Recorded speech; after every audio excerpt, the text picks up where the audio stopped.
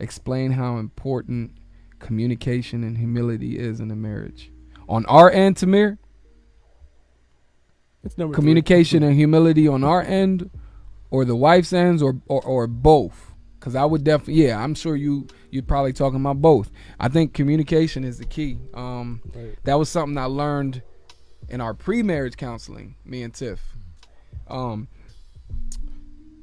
Just learn to talk about things even when it's tough. Yeah.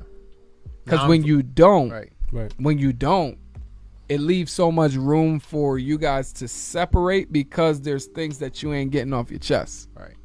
You know what I mean? Yeah. I was going to mention nonverbal communication. It's one of the things we walk couples on that we still ain't got down yet, by the way. But those nonverbals are important too. Right.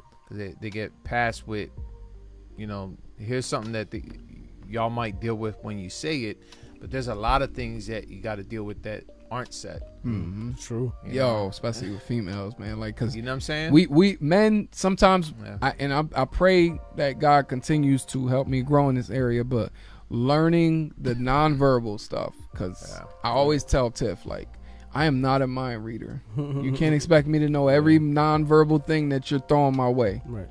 So I'm gonna and need the you to communicate with right. me, because I'm a little slow when it comes to this. The nonverbals aren't so much like what you see sometimes is what you do sometimes that communicates something. Yeah.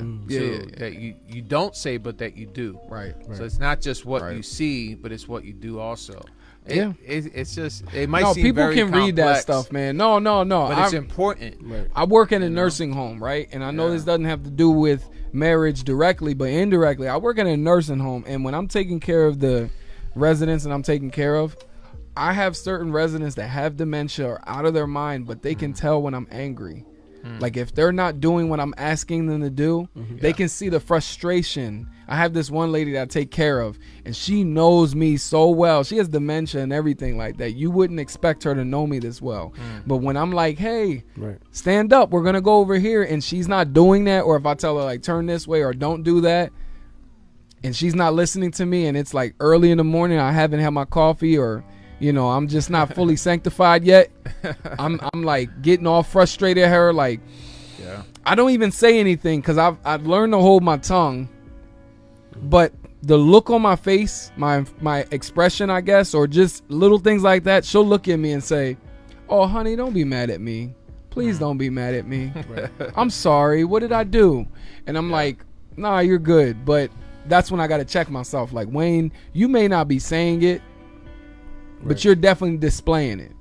That's a whole bar within itself. So Yeah. All right. I like that. I agree with both of it. Communication is definitely key. We're in a relationship. Yeah.